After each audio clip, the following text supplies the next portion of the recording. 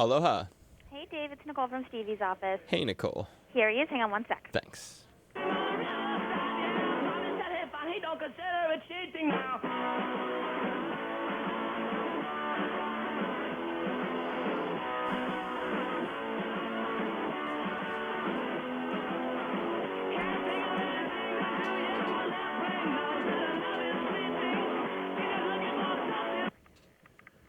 Davey. Aloha, brother.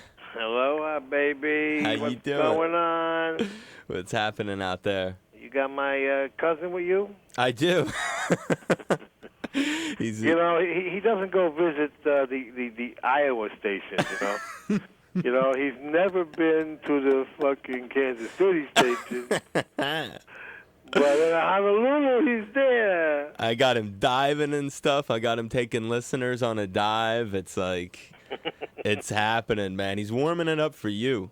Forget it. I told you before, if I go there, I ain't never coming back. I know it. I It's know over. I know it will. I was still at the end of my thing and be inviting you out. And let me. I'm running this one on the right before. I generally do these right before your Christmas show. Oh, okay. So I'm gonna run this one on Friday, the 22nd of December. Is that cool? Yep. So mentally, just think of that. And then I'll be running it that afternoon. Should I be looking at the song list in case you bring something up? I might ask you that, and I am aware that you'll have already gotten started this coming weekend. So it'll be we do a 2-week thing now. yeah. So like the weekend of the 16th or whatever. Give me the two Christmas show song list, please. And that'll be happening that way. You can give some highlights to stuff. Yeah. You got it? No, wait a minute. This is gonna be printed out, I think. Sorry about that. No, I just don't wanna, cause I don't remember what the hell's going on. So hold on. We have need them right now.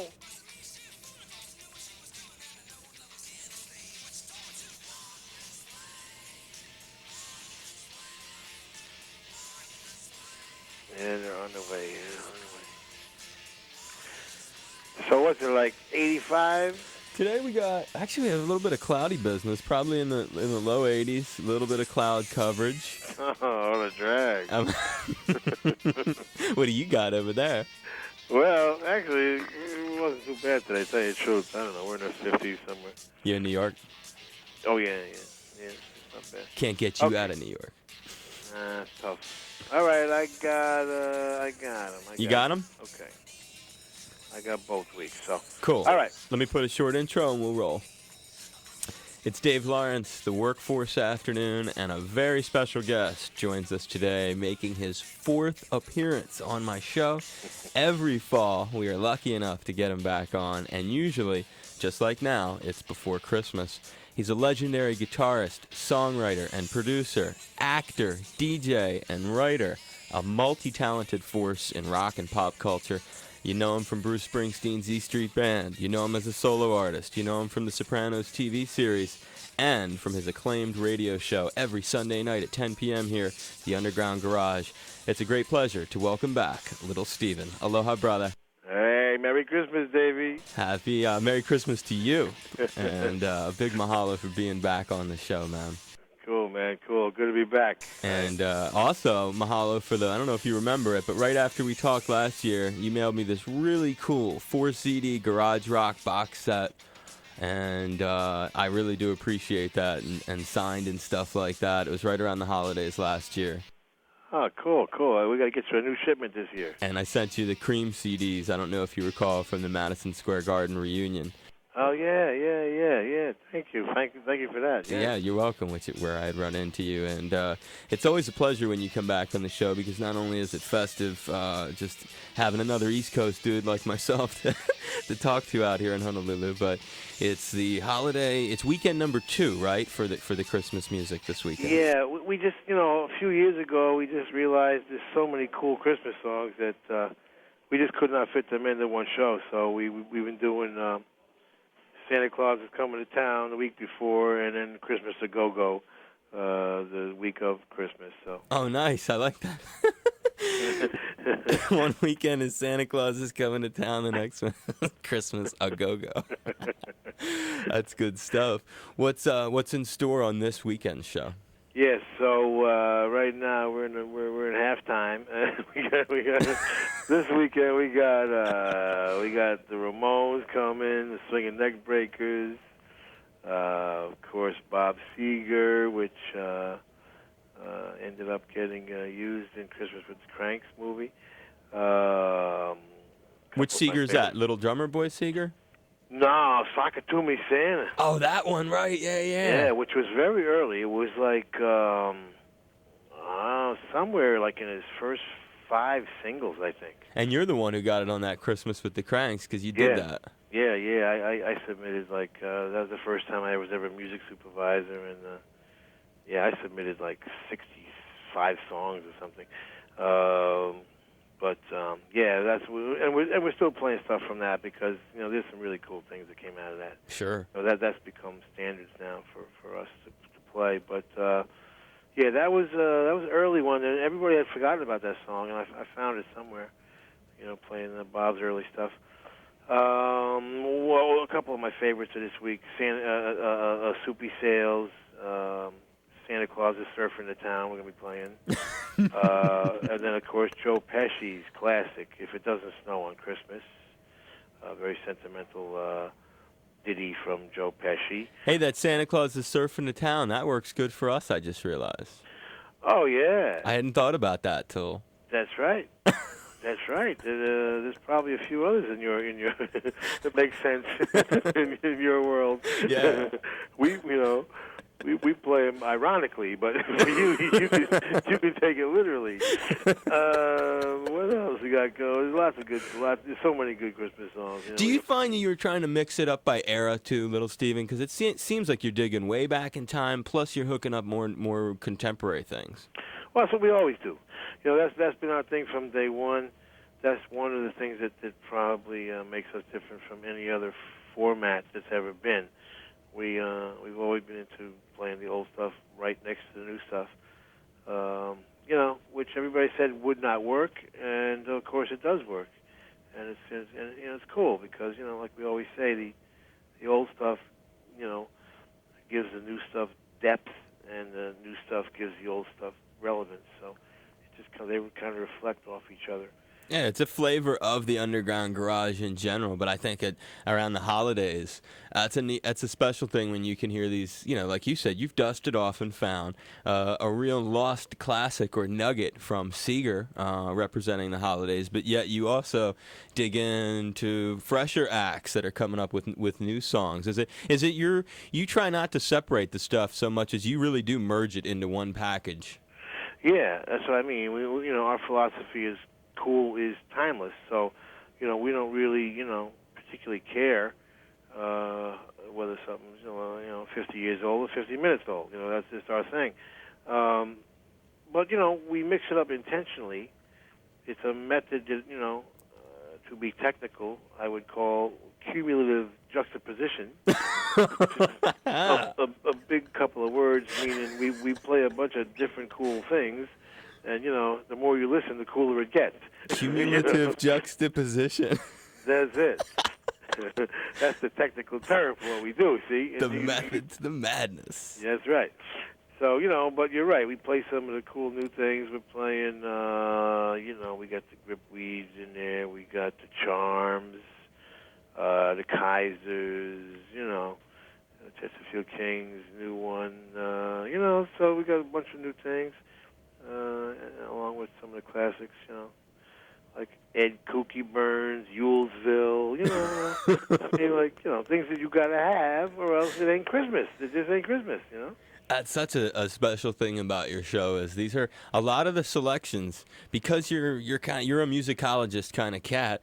It's real deep for folks. Like you bring things to light that maybe people have not heard, and the other thing that your show does is you support some of the hot current classics that people are hearing throughout the rest of the day. I'll point to one in particular I'm really proud of, and I want to see what you think of the record and the song. From Face the Promise from Bob Seger, I hear you playing Wreck This Heart, and I love that. Yeah, It's funny how those classic, rock artists are now in a weird kind of limbo, and half of them fit more in the country world now than in the rock world. He's one of them. I mean, half the record's kind of country and half of it's rock. And, you could kind of say this, if it wasn't for the fuzz tone and stuff, you'd say the same thing about Neil Young.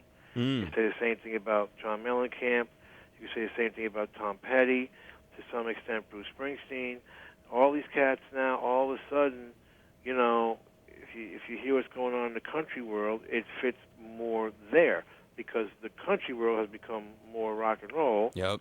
And the rock world has gone into some weird places. It's just, it's just mostly either non-melodic, type of hard rock or hardcore punk or what? Or alternative type of things, the more of the everybody either sounds like Eddie Vedder or they sound like Bono. Right. I mean, you could divide the entire world into those two cats. So if it's kind of a weird state of affairs. I'm kind of talking about that in a Billboard column coming up. I got like an end of the year Billboard column summing up the whole year, and that's one of the things I'm talking about. Is basically that we got a year when Rolling Stones, The Who, Bob Seger, Bruce Springsteen, Cheap Trick, one of their best albums ever, Joan Jett, one of her best albums ever, none of which sold or got airplay. You know what I mean? Yeah. I mean, it's just like a really weird moment in time here. Well, the thing you'd love about our station, brother, is we strongly do play the current classics. We're a classic rock station, but once every single hour at least, we're playing a new one from one of those guys. So we're playing Wreck This Heart quite a few times per week. We're playing It's Not Enough quite a few times per week from the Who record. Now we've got Black Widow's Eyes. We have kind of a hybrid. You'd dig it. I mean, you'd find it different. There's nothing really like that near where you are. No, and I love that. We talk about this every year, but unfortunately, you are an exception to the rule right now. And that's true. And that just, I don't know why, man. I don't know why. I talk to my own affiliates every year, trying to recommend that they play more new things, and they just, most of them just don't want to do it.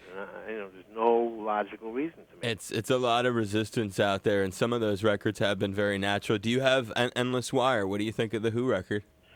It was a strange one for me. I liked it a lot personally, but there's really, it's not a rock and roll record, man. And I had to admit that after, I'm still trying to find a way to play it, but I couldn't play it. I couldn't play it. I mean, it's just for me. You know what I mean? It was. It's got to be straight ahead rock and roll for me to play it. That's our thing. And as much as I love them personally, and I like the record a lot. It's very interesting stuff. But I just couldn't find a rock and roll song on it. For your show, right? Yeah. That Mirror Door for the only two that I would think for the Mike Post theme or the Mirror Door are like the two I would hear for you. Yeah, they're in the ballpark. I mean, I tried them. I tried Got a Hit. What's it called? Yeah, that's the one. Yeah, we got a hit. Right. And there's middle parts or bridges that the tempos change, or there's like a whole. It's a strange album, man. It's a deep record, yeah. You know what I mean? It's like a Broadway show or something like that. It's more like a theatrical piece almost than a rock and roll record, I just had Pete on recently, and I told him in a lot of ways, it's kind of like a very balanced Who record in that it has a whole album sort of new stuff. Then it has the mini opera, and then it has that bonus DVD, so you can sort of see the band now. It's the packaging. It kind of brings a lot of elements into one. Yeah, and it's really good, and people should buy it, and adventurous radio stations like you should play it, and that's great. You know what I mean? I just myself, I've been having trouble with it. You know. How about the Clapton, the road to Escondido with JJ? Similar kind of thing. It was just kind of, sometimes things get a little esoteric for me, or you know what I mean? Like they're muso type things. You know what I mean? And that's not our thing either, man. You know, we're 2 minutes and 20 seconds of a blaze of fire and smoke. You know what I mean? And see you later. You know. So you know those things. You know, you try, you know what I mean? Like that one song I found on Bob Seger, that's the only song I found. Wrecked his heart. The one song on Tom Petty was the only song I found, you know? You know, this is how it happens sometimes, you know? I'm happy to find one, and... that's all it takes for our purposes in some ways. Yeah, that's right, you know. But I try and be honest with my audiences, you know, if I'm not raving about an album because it's a great album, you know, then you know, people kind of read between the lines and realize that I may be playing the only song off that album I like, you know. Right. You know, when I go to 2 or 3 cuts off an album, that says the opposite. That says, hey, you know, this album's got 2, 3, 4 great songs on it. You know, now we're talking. You know, so it's, you know, a way of reading your show, sort of. Yeah, it's a different, you know, it's different every week. But it's just a weird year, man. It's just a weird year. I thought the album of the year was Primal Scream, and nobody played it, and nobody bought it. And I'm like, man, what do people have to do these days, you know? To get stuff played and happen. That thing's got like 5 hits on it, you know. Who's the label? A little label called Sony BMG. You know? I mean, you know, and I called them, man. I tried to get the band over. I was going to put them on an Underground Garage tour. I mean, I was like, come on, you know. But I think there's some drug problems going on or something, you know. You know what CD? Always something these days. Yeah, well, there's many ingredients can keep a band from getting here. It's a shame, man. You know, it's a shame to me. It's just like, you know, come on, man. You know, being a junkie is really not cool. Okay, you know, it's not amusing. It's not entertaining. It's not cool. What are you doing? You know? You know what I mean? You know what I mean? You think it's cool to like drool? You know? Is it really cool to like not have sex? I mean, what's up with that? You know what I mean? Like nodding out. I don't get it. You know, like when did that become cool? Even when I grew up, when everybody did drugs, nobody did heroin. You know, right? You know what I mean? Like that was like not cool, even in the middle of the drug culture. You know, it never had a place to be cool. No. I know what you mean. You know, I mean, you got them, you got Pete Doherty there with Baby Shambles. You know what I mean? You got, you know, half these guys in England, you know, that have any success at all are all junkies now. I'm like, man. Whatever, you know. I'll be community service message from Little Steven in his own way. I love it. It's a pain in the ass for me, man. You know what I mean? Like I'm fighting a war, you know. I'm fighting a rock and roll revolution here, and my troops are like, you know, nodding out. You know, what the hell is that, man? Oh, dude. That's good stuff right there. That is good stuff. You know what I've been in the last few, I guess it was the beginning of November, I had a chance to have Nils Lofgren on the show. And to prepare for that, I was listening to a bunch of stuff, and one of the records that I've fallen in love with, and I wanted you to pick a song out, and I'd stuff it in the middle of our thing here, is from Live in New York City, 2000, the 2-CD set, and the Bruce Springsteen and the E Street Band release, where you guys, I think the one tune in particular, which just blew my mind, and I realized what an epic it was on there, was the version of Prove It All Night. Oh man, I don't even remember. I don't remember that record. It's like Yellow. It's like the HBO. It's based on that HBO thing from 2000 at Madison Square Garden. You don't remember that one? No, I really don't. But I believe you. But I don't remember it. No, I mean that would be you and him at the end of Prove It All Night, right? It's like the two of you like taking it. Singing back and forth. Yeah, going back and forth. Yeah, I guess so. Yeah. And it's incredible, dude. It has so much soul and emotion. I mean, it gives me chills. The other night at my house, I'm not kidding you, I listened to it like 19 times in a row. I just kept rewinding it. And smoke them if you got them. It was just, dude. It was. Yeah, well, you know, I mean that. I kind of remember the arrangement. I'm trying to think now because when we first started doing it, we used to go back and forth on the guitar. But now, and then it comes at the end, and it's like the two of you going back and forth, and then I think it's like you who goes into the guitar solo.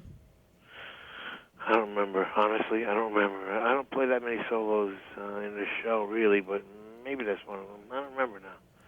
That's it's a beefy record, and anyway, it just was one that that recently has become a lot bigger part of my life because of that. And then I was looking at all the pictures on the inside, and I've been playing that live version a bunch. Can I throw that thing down, and then we'll talk some more? Absolutely, man. Oh, it's a hot one, too, for us to enjoy. Prove It All Night, live in New York City, 2000. Little Steven, Bruce, on KPOI 105.9, The Big Kahuna, Honolulu's only classic rock. Bruce Springsteen and the E Street Band from Live in New York City and Prove It All Night on KPOI 105.9, The Big Kahuna, Honolulu's only classic rock, recorded at Madison Square Garden back in 2000. And Little Steven joining me here on the Workforce Afternoon. A pleasure, man, having you on the show. Thank you again for being available. And like usual, I wish I was there with you, baby. You know that. And actually, at the moment that we're doing this, Mark Felsot from the Underground Garage, who works on your show, is out here and soaking up. Yeah, that's just one of the perks. One of the perks of working for the kids. You know? And he'll be like I said, he is the most fabulous syndicator in the universe, right? Absolutely. But you think he's traveling to like visit, you know, the station in Montana? No. You think he's visiting, you know, Alberta, Canada this week? What do you think? No, I don't think so.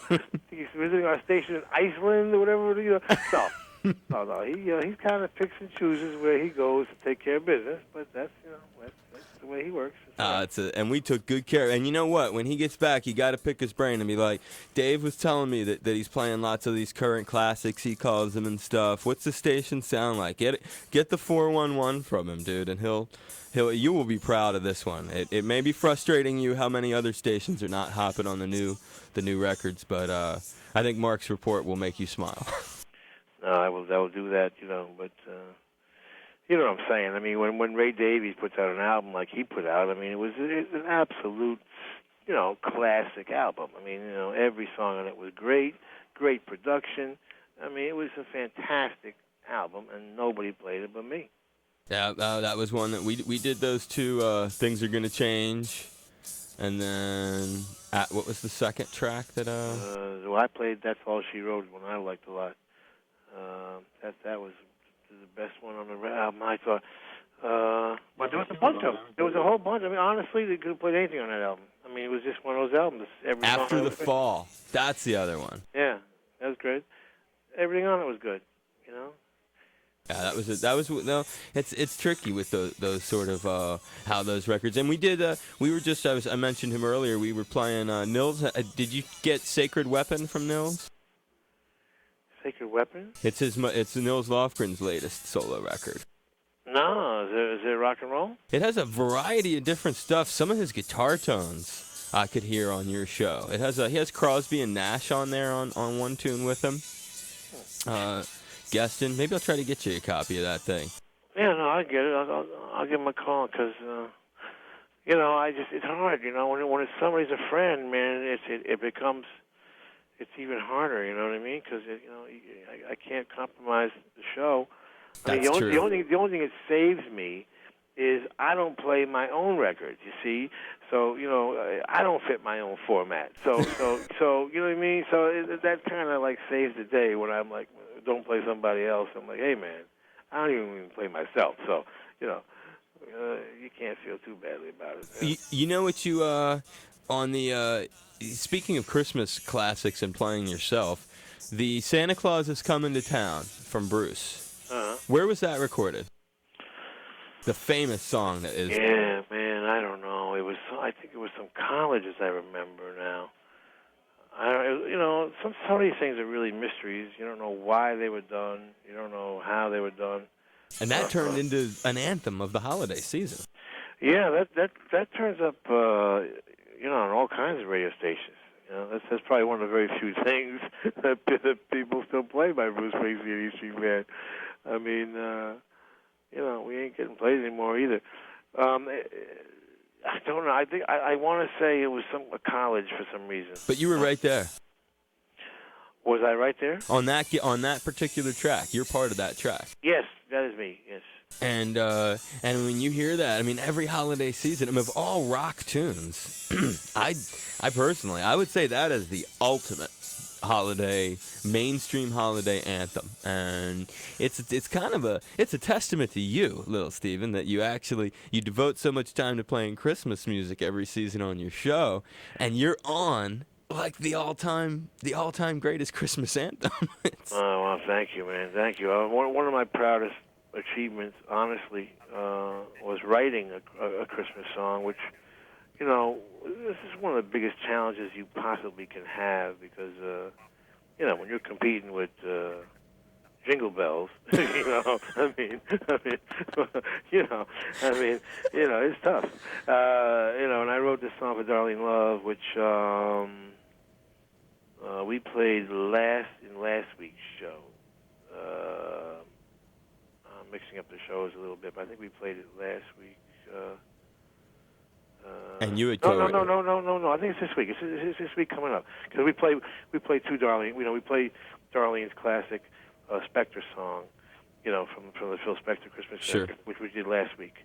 And this week coming up, we'll play the one that I wrote for Home Alone 2. When the kid gets lost in New York and snowing, and So I wrote this song for Darlene Love. Finally, we got together. I've been wanting to do something with her for many, many years, and so that was nice. Chris Columbus allowed for that to happen, and that was one of my proudest moments because it turned out really, really good, and it's tough. It's tough to pull off. An original piece. Yeah. With that theme. Yeah, and have it be, feel right, especially for Darlene, and all that.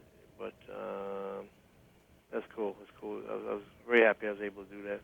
Oh, that's slamming. That's another one that we'll be able to look forward to. And I've never really, in any other time talking to you, and it's probably because you didn't spend a lot of time there, but I was in Boston a long time before I came here, and as I was studying up on you, I realized you were actually born there. Actually, when I realized it was when your birthday last month, and I was like, born today in Boston. Did you end up living there at all, too, or did you split early on? No, early on, man. I was gone by age of 7. My mother remarried, and that's how an Italian kid gets a Dutch name. And my stepfather, who adopted me, we moved down to where he was in New Jersey. Okay.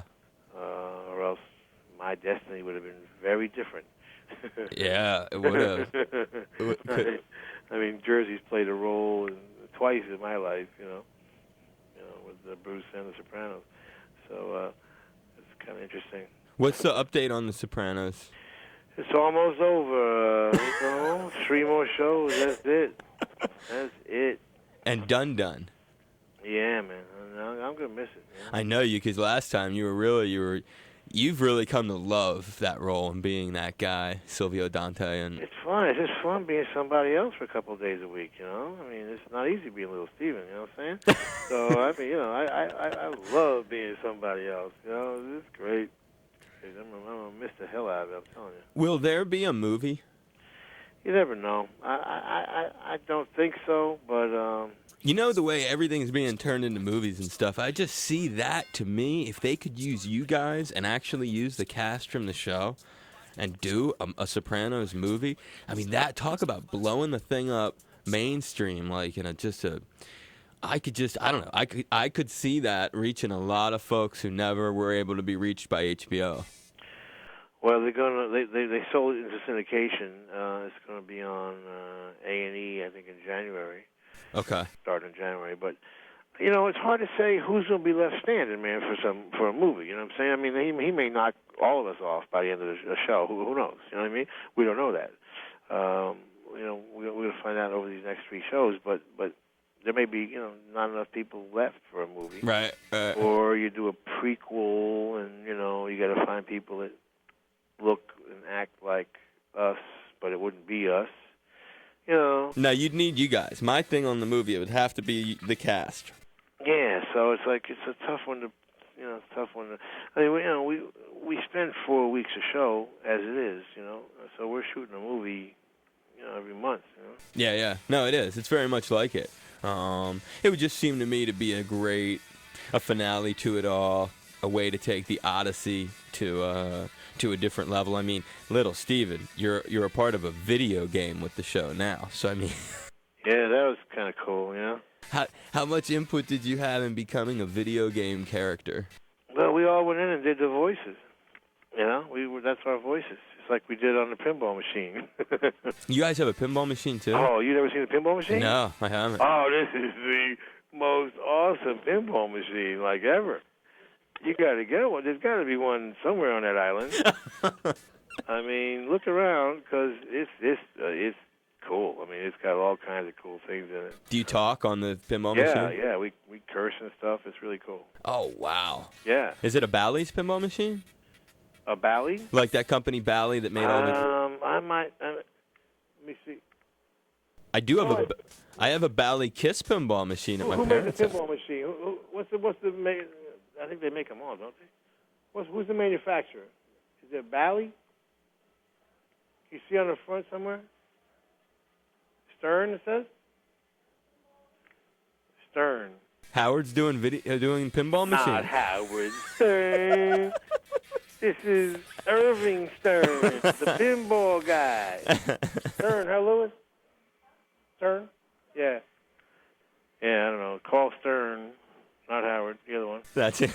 And ask for the Sopranos pinball machine. You know what I do have? At my parents' house, I have a Kiss pinball machine. A Kiss, One of the original ones from '78.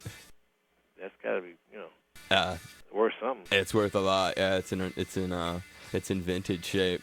But yeah, I didn't know that you had a pinball machine. But man, you're in video games. I mean, that's. Do you play the video game? No. Did we get one? I don't know if they sent me one or not. Have you watched it and seen yourself as a video game character? No, I have not. I'm just a little bit busy here, believe it or not.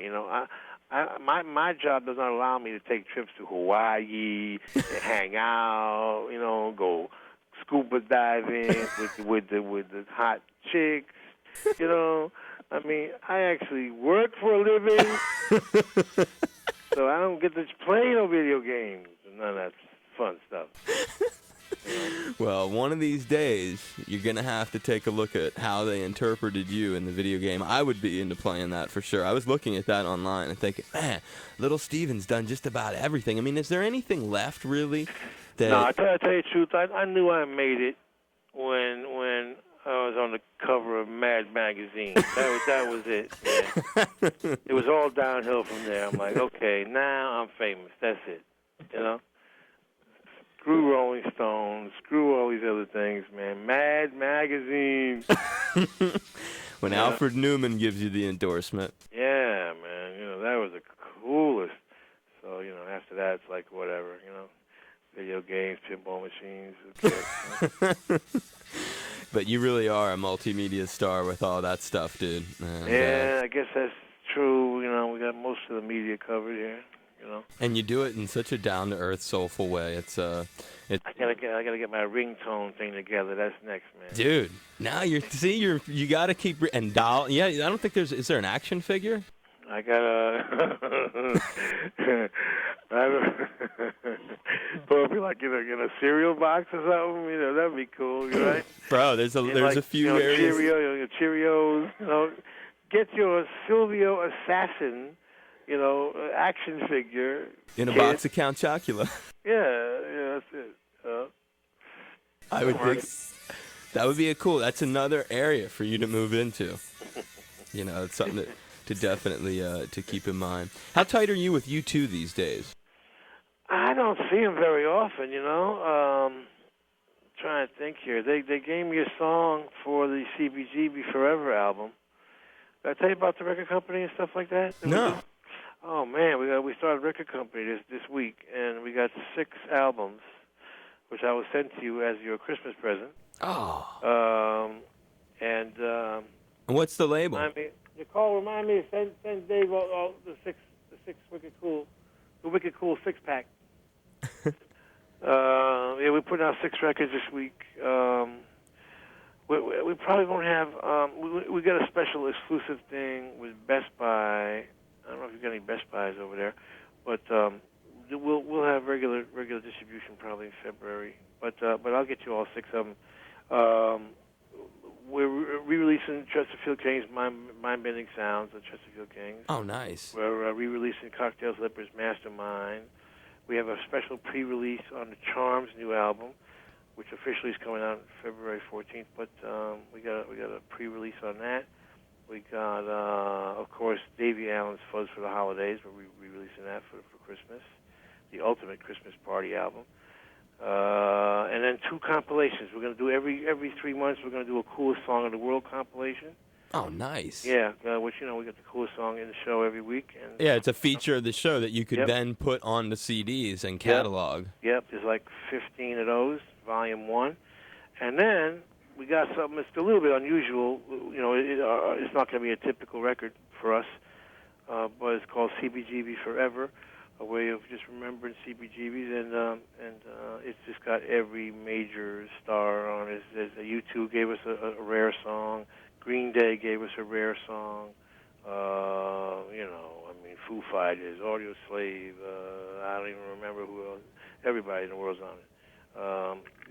Plus of course, all of the regular CBGB bands. Like Blondie and the Ramones and Talking Heads, right? Patti Smith Group. But then we got Velvet Revolver's on there. Good Charlotte's on there. Dead Boys, and it's great. It's just. Is it a benefit sort of CD or just? Yeah, well, there's just a couple hundred. The first couple $100,000 going to go to legal bills and stuff that got mounted up in the fight to save the place. Yeah, because a lot of people were fighting to save that place. Man, it was really a drag that we lost it. But not the whole thing. It's a regular record. Just the first couple $100,000. The bands wanted to contribute something, so that's cool. And that's the last time I talked to them.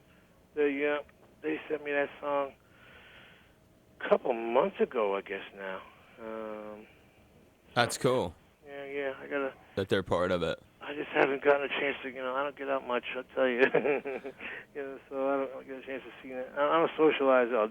This is the extent of my socializing for the week. We're doing it right now. No, I know, and that's kind of what I like about you, and that's the thing that makes talking to you special. You're someone I can really relate to, and I just asked you the U2 thing because, and it's great to hear about the records because I was unaware that was coming out. It's because we're going to see that Mark's out here to see U2 and Pearl Jam. Oh, that's cool. Which is part of it. I left Eddie a message on his cell phone because he was the only one that's not on this record, and I felt bad because I actually forgot to ask him at the time, and then as we're going to master the record, I'm like, man, Pearl Jam's the only big band not on this record, and I called him, and he was in Europe, so I missed him, man. So that's a drag. But that's a cool show, they're crazy. They're playing together, huh? Yeah, double bill at Aloha Stadium.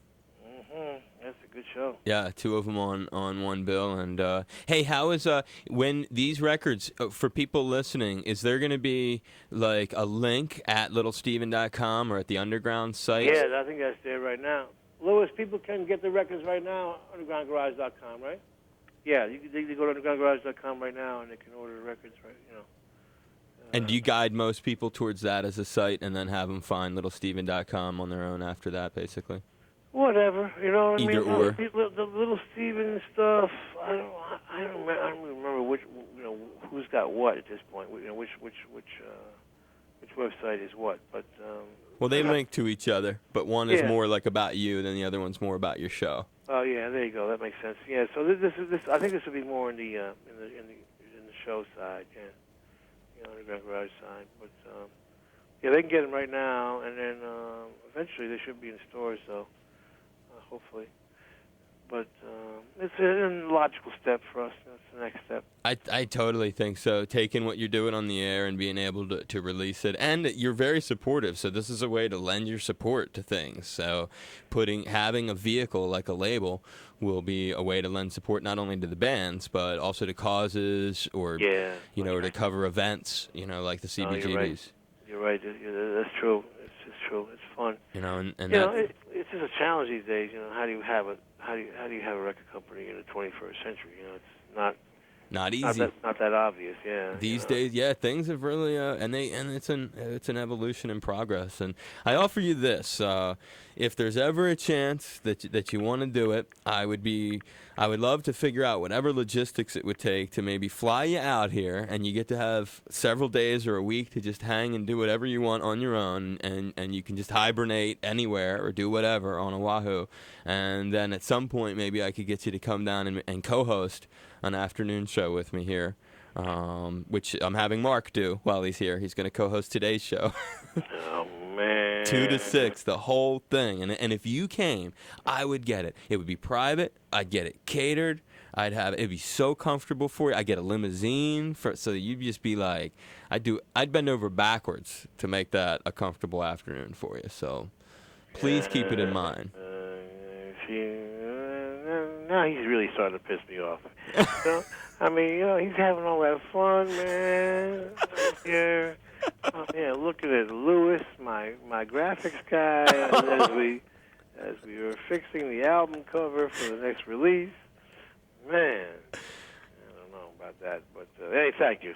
I will keep that in mind. And please do, man, because it would just be if there's ever something that comes into your head, you go, man, I'd like to do that. If there's a show that comes out here you hear about, or a cause you want to raise awareness about, any reason at all, I just want you to feel that you have if you ever need anything in Hawaii, don't hesitate to call me. But just mull that over and know that we'd love to have you. I'm mulling. Thank you. Unlikely, but thank you. I know. Well, maybe I'll run into you at a mainland show again soon, and everyone can make it their business to check out undergroundgarage.com, littlesteven.com, 2 great ways to stay in touch with him, links about the records he just spoke of, and a huge mahalo to the star of our Sunday nights here, a legendary musician, DJ, actor, producer, a super nice guy. Little Steven, as always, I'm appreciative to have you as part of my show. Dave, my pleasure. One of these days we will do it in person, but thank you, man. Keep carry on the revolution, baby. And please do have a wonderful and safe holiday. You too. And everybody listening, happy holidays to everybody. And Marco, get back home safe, huh? I don't mind if it's another month or two, but try and get back by Easter. Big hugs, brother. Okay. Take care, Little Steven. Bye-bye, man. Aloha.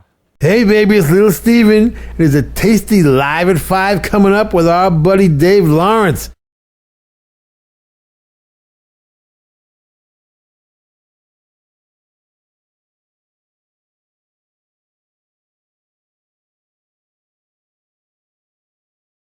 Hey, baby, this is Little Steven from the E Street Band and the Sopranos, but that's just hobbies. But more importantly, you're in the middle of a workforce block with the man himself, Dave Lawrence, which is right where you should be, baby.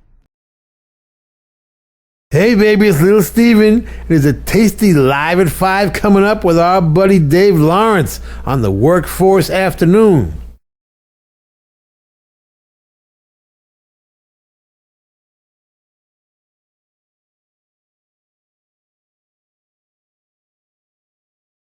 Hey, baby, this is Little Steven.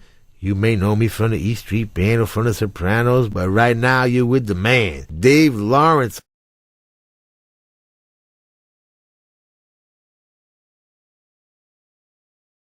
Hey, baby, this is Little Steven. You may know me from the East Street Band or from the Sopranos, but right now you're with the man, Dave Lawrence on 105.9, Honolulu's only classic rock.